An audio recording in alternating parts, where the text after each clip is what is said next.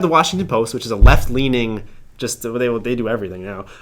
They say that Democrats are pathetic for not protecting the filibuster. We didn't say that. We didn't say that. The Washington Post said that.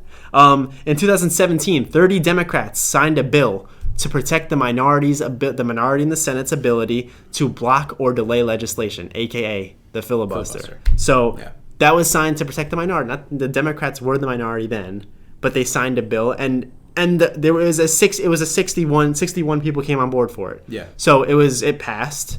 Now they want to do away with that bill. So that was a bill passed by Republicans. Right.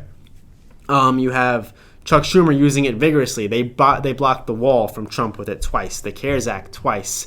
They blocked COVID release twice. This is all with the filibuster. You have the Justice Act from Tim Scott, our last video, a great police reform act, blocked with the filibuster, 55 to 45. Sanctuary cities. You have that was supported with the filibuster. Abortion bans. Democrats use the filibuster to block that. You have the Republicans wanted to use the Senate to pass Trump's tax cuts because when you use that, it's a more permanent thing. That they didn't even try it because they knew that it would get filibustered. So, yeah, I see. I don't think it's rocket science now. To really if they've been using the filibuster this whole time, especially in most recent times, and also the Justice Act. That's the most recent thing that's on that list. That was July last year. Yeah, literally July of last year. Why would they have that sudden turn in now trying to get rid of the filibuster? They loved it before. Yeah, they loved it before, and now it's more like you could now tell that since they're the majority, they want to get rid of the filibuster. Since now the Republicans are the minority. Exactly, and we talk about the Democrats' hypocrisy. We talked about how Trump tried to get rid of the filibuster. He wanted to get rid of it a couple years ago, and just like the Republicans are the ones who passed this bill to protect the minority, protect the Democrats.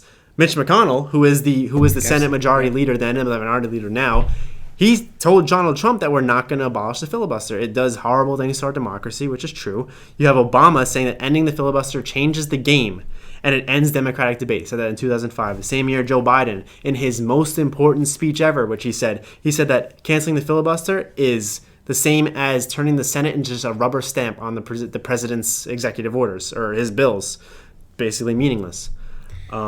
Yeah, so that just goes to show the Republicans love the filibuster. They love debate. We love debate, but people from the left want power. Yeah, so now now you can see from what they're doing that it's just such an obvious power grab in my opinion. Yeah. And then also just add on top of that. So let's just say without the filibuster, if they do take it away, and if it's just a straight 50-50, then Kamala Harris would come in, then decide. But of course, you could probably assume that it would probably go on the left side. Exactly, yeah. And you have two senators right now, Joe Manchin and Kristen Sinema, who are the two last moderate Democrat senators alive.